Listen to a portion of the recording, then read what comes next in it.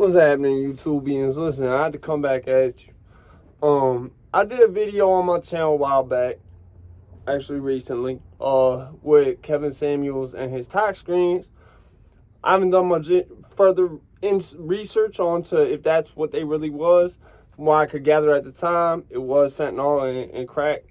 Fentanyl is an opiate, okay? I've actually gone out and done my actual homework onto what class it is, because people who don't have much experience like I do with drugs, because I've had a lot of experience with drugs. I'm not going to lie to you. I've done every drug under the sun.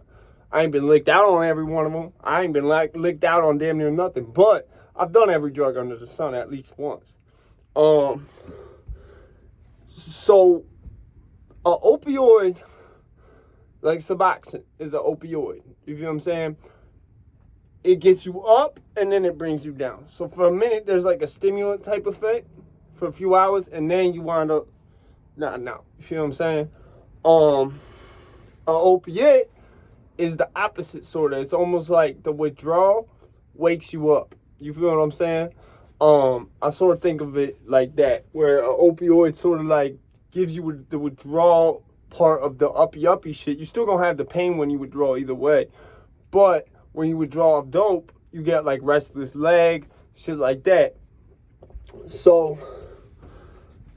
I wonder, because I said it's like with fentanyl being an opiate, I can't even say if, because I actually went out and did my little homework on this. With fentanyl being an opiate, the risk of, hold on, turn the studio on because I'll get into that after this. The risk of speedball is more than if it were an opioid, I feel personally. Because I know my doctor does not want to put me on no opiates besides Suboxone.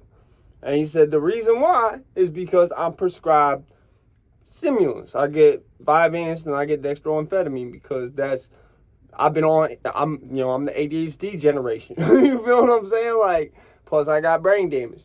So there is I personally think it's almost, they know it's going to guarantee something bad to happen when that happens, when they mix them two. I know for a long time there was a lot of people trying, I've always said this, fentanyl gets a bad rap. I've said it 1,000 times, and people look at me like I'm crazy when they first hear it, till I explain, look, very few people die the first time they use fentanyl. Very, very few people. What happens is you go back that next day after, and then you die. You see what I'm saying? Because you need more to get right, and the amount more that you're going to need is going to put your toxicity like this. See, it's off the screen. You can't even, that's just so much toxicity, you dead. So you see what I'm saying? So, and I think that might have been the purpose in putting naloxone with the buprenorphine to make Suboxone, is because they're like, wait, if they do more, that increases the naloxone. They reach that overdose point. Now it just, they're not high no more, but they're not going to die. So like I said, but that's a whole different topic. I do think, and I do know when you're on a speedball, which, I mean, I'm prescribed the speedball technically. It's just in a real controlled way. Hold on, Luna, I got you. It's just in a real controlled way. So when it's in a not controlled way, which I don't think you could get, unless you were to do it with cutting the shit from Prince and cutting carfentanil and shit that's like literally meant for elephant and horse consumption and not human consumption. Except for that, cutting that with crack, I don't think you can get much of a more dangerous, uncontrolled speedball than cutting crack with fentanyl. And to anyone, and people might say, but what about cocaine? Like, look, I think it's different. Because when you sniff dope, I know from my experience, there was a lot of times I knew I was getting fentanyl. I didn't care. You see what I'm saying? At the same time, I was never a lick on dope. I only did a whole bag of dope one time. You see what I'm saying? I never banged the shit. I only sniffed the shit. I knew there was only one time I felt like I might die. And I was not just on dope. If I remember right, I was on, I think, speed or regular cocaine. There was some other shit that I was on too, and it was a speedball. I remember that. It was MDMA. And I don't know why it was like that, but it was.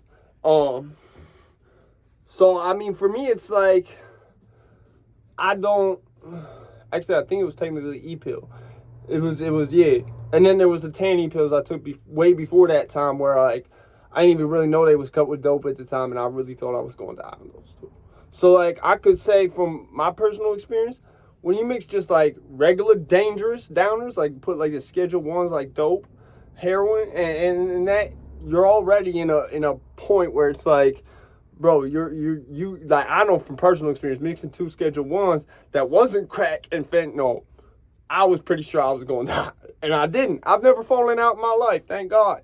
You see what I'm saying? But, yeah, I think when you have so much of that, you know what I'm saying, potency mixed in, and then you're smoking it. When you smoke anything, it's like that. You feel what I'm saying? Like, think about it like this. You take an edible. You're going to be more fucked up, but how long is it going to take you to get there? You take a dab. You get something that's like 90% THC. You fucked up within 30 seconds. See what I'm saying? Especially if you're someone who don't smoke weed like that. So that's the same type of thing, especially because with a dab, and that's why I use that analogy, because you're freebasing it. It's the same idea. With crack, you're freebasing it. So, like I said, any of y'all that be doing y'all thing out there, be safe. And y'all that be selling y'all shit, because I know a lot of y'all, when I was in the Bing, y'all was like, but what about fentanyl? Once y'all heard that, I told other people, yo, it gets a bad rep. I really broke it down to y'all, but yo, you really have to tap dance on the shit with inactive shit. You really have to tap dance on the shit, though. And it's going to be so much to the point where probably people not going to want to buy it. If you're going to do it safely. You feel what I'm saying? But like I said, I don't condone that. I don't advise you go out and do that. But I do understand everybody got to make their money. And I don't judge nobody for doing that. So, you know what I'm saying? That's why I said with the Michael K. Williams shit, I was like, bro, you want to go arrest the people who just trying to feed their family. But why don't nobody want to talk to Vice? They're the ones who really made out like bandits on the shit. Vice, think about it, now they don't got to pay him. That's like you just robbed the plug. You feel what I'm saying? Bees, man, I'm out there, bitch. I got to get in music anyway.